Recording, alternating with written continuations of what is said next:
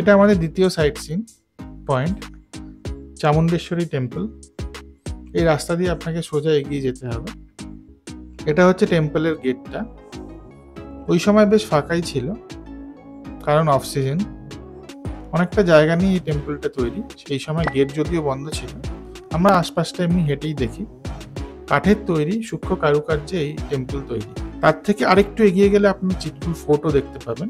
সেখানে আর আমরা যাইনি, কারণ ওটাও বন্ধ ছিল। তারপর আমরা আবার ফিরে চলে আসি চিৎকুলের মার্কেটের কাছে।